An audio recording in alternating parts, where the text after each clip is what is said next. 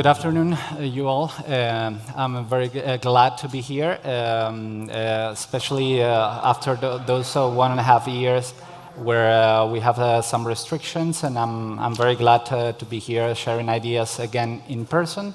And let me first introduce myself. My name is Gabriel Flores. I'm the manager of the investment network Ban Madrid Más D, and which is a public entity which has created in 2006, basically to foster the startup ecosystem here in Spain. For those of you who don't know what we do, let me explain briefly and borrowing the words, the jargon of the startups. I would like to see the Ban Madrid as a platform to connect investors and entrepreneurs from the region. So this is basically what we do. And we have now so far 140 plus investors of all shapes and sizes. We have business angels, we have venture capital funds, family offices, and also pledge funds. And more recently, we've started to collaborate with some corporate venture capital that want to diversify their pipelines. So first, before introducing our panel here, I would like to share with you a few highlights from a report that we made on Ban Madrid. This is the Startup Radar report, which basically analyzed the VC investments in 2010. Unfortunately, I would have to share with you slides, but we had a technical problem. But now I'm going to give you some data just to put this in context before entering into the conversation. So in 2010, we've managed, despite being in the middle of the pandemic, we managed to have 153 deals during 2020, with a total amount of almost €500 million. So this compared with the trend since 2018, we have a compound annual growth of about 58% since 2018, which is pretty good given the circumstances. And right now, to give you a context, we have so far, with the data that we have until September of this year, we have almost reached almost €1 billion in investments in our region, which is something quite remarkable. And it's this is a milestone, a very big milestone for our region. So we have other conclusions of our report are that Madrid is a very dynamic city, and it's one of the best and bigger tech hubs in Southern Europe, and it's little by little closing the gaps with the other markets and with the best or with the biggest players, in this case London, Paris, and Berlin. To give you an idea, let's say that London, who's the first in this league, it's more than 3 times bigger in terms of investment than Paris. So we have a lot of catch-up to do there in terms of investment, but we think we are in a good way, and we are taking the necessary steps to keep growing and keep improving in our market. So having said that, I would like to introduce here René de Jong, who's one of our members. He has been a serial entrepreneur and is a business angel since 2005. Thank you for coming here. And we have Javier González, who's the investment director of Conexo VC, which is a VC fund. And I would like to give you thank you for being here. And if you want to add something else, please go ahead before we enter into the questions. René, please go ahead.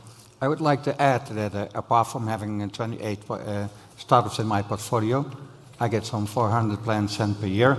I'm also quite known for organizing parties. So I just want you to know that.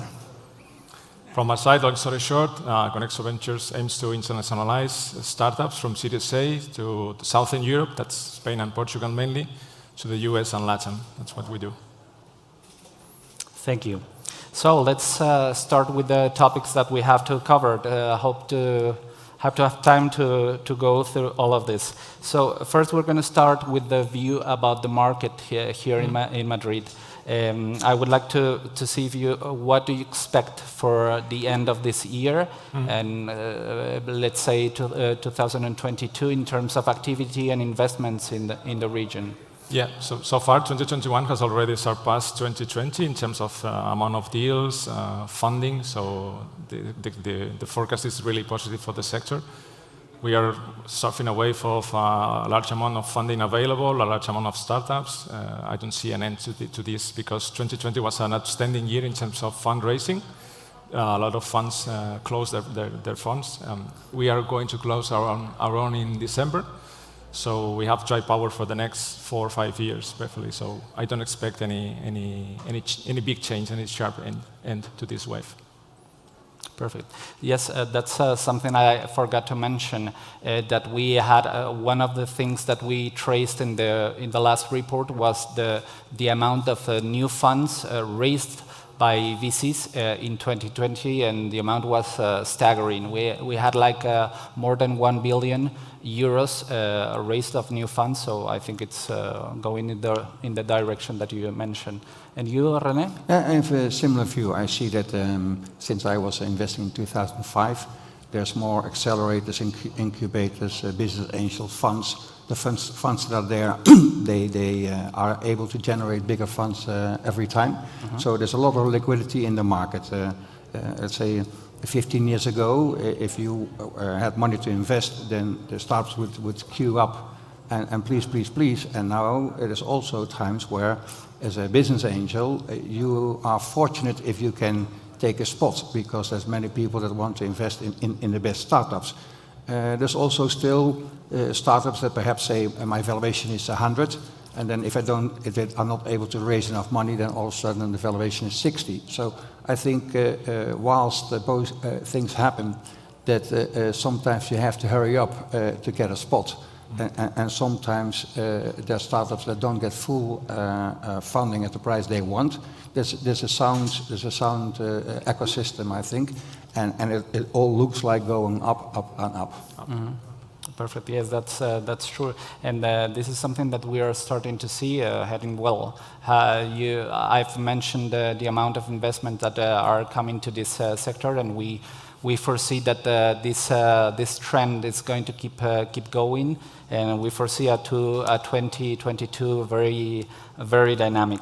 So we've seen lately very public initiatives. So I would like to see, in your point of view, what do you see that we are doing as a public entity, what we are doing right, and what do we need to improve to foster the startup ecosystem here in Madrid? Okay, I've been to a few of your demo days already when I was still in Banco Sabadell, and last time was in the city hall of government of Madrid, and I've been able to pick up a few good startups. So I think that's wonderful. From AO, the Entrepreneurs Organization, was mentioned. I normally organize every month a happy hour with startups, business owners, business angels, venture capital funds, associations, clubs, foundations, etc., etc. Every month there were more than 100 people coming there. And a few years ago, Isidro Lasso, from the European Community, he presented a study that the more an ecosystem is connected, the more likely that initiatives will flourish. Because, let's say, if we as an ecosystem, we see each other once a year, then we all come home and we have enough work to do. But if we see each other every month, then trust can grow and ideas can ripen, and we will make things happen. So I would be extremely happy to have your collaboration to make the happy hour go from 100 people a month to 300 people a month. So that's a very good idea. I'll take note. and perhaps if you want, you could do an investment fund for co-investment. like the European Angel Fund does. Yes. And you could even say that we do that together because the liquidity, especially in early stage, could be helped a bit. Yeah. That I think this is a good idea. I was hearing that in one of the past tables that were organized here, that I heard that Nadia Calviño was trying to raise a fund of deep tech. I'm not sure if that's true or not, but it would be a good example to follow for sure. Yes. So I don't know if you want to add anything else. Yeah, I think there is a nice degree of collaboration between public and private sector here in Madrid.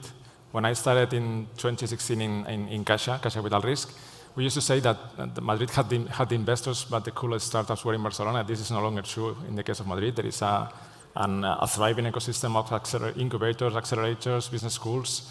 I read the other day that there are more than 1,000 startups and 120 investors registered in Madrid, which is pretty remarkable now. And I know there was a strategy deployed by the city council and the regional government back in 2019, aimed at fostering the early stage startups, helping them with mentoring activities like here at La Nave. And I think this region has made an outstanding work in that sense. Yeah, for sure. For sure, and this is something that we will take a note here in Ban Madrid to see if we can some of your suggestions we can put in place. Okay, so something that was that's related with this. We've heard a lot of buzz recently about the new legal framework that the government is trying to apply for the startup ecosystem in Spain. So I'm not sure if you have had the time to review the document, the first draft, but I would like to know your opinion about it. Yep. Not in depth, but I agree with the consensus that is a step in the right direction, but still falls short in ambition and maybe comprehension of the particularities of this sector, both from a startup and an investment perspectives. And it needs to be revised. I don't think it's the final version yet. But no, it's not the final version yet. Will be revisions, and we need more depth in things like fiscal aspects, how to retain and attract talent, how to deal with carried interest issues from a VC perspective, and so on. But it's a nice step forward. We're getting closer to the. And do you know someone from your industry? I'm talking about the VCs that have spoken with the government, with government officials. Do you know someone that? Well, ASCRI ASCRI is leading all the negotiations. Dealing with the official dialogue. Yeah. Okay, perfect. Well, yes. Since a few months, I'm in the executive committee of Adigital. It's a 500 companies association, and there we also reviewed the law. I think it's very good that if you're a foreigner outside of Spain, you want to invest, you have to go through some bureaucratic process to get an identification number, and it's a hassle. That's one. Second, with the phantom shares.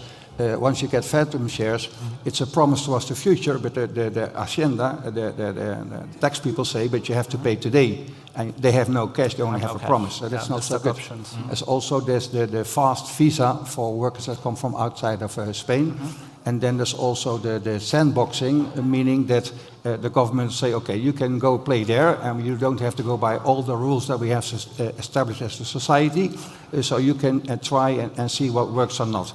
And for me, if we would take that one step further, and we could have a secondary market for shares in startups without having to comply with all the norms and regulations of the Comisión Nacional de Mercados y Valores, that would be a big improvement. Yeah, and I think these are very, very interesting and useful points that you're mentioning, because especially for investors like you, for business angels, it's very important to have liquidity in the market and to have ways to undo the investments and exit the investments that you made. So I think there are very important points. And I don't know if you had another possibility to analyze the draft and to see more things about the things that are related, particularly with your industry, with the VCs. No, not really. Okay, perfect. So I think I have another question that I would like to answer you. I would like to ask you first. Sometimes in my role as a manager in Bar Madrid, I have entrepreneurs coming to see me and they tell me sometimes that they don't have enough funds to invest in their projects. And on the contrary, I have some investors that come to me and they tell me always, oh, I'm ever so sorry. I'm afraid run we're out of time. I mean, time flies when you're having fun. This is a great panel. I'm so sorry to interrupt. Thank you very much. But we got to, wrap things up. Ladies and gentlemen, please give a big round of applause.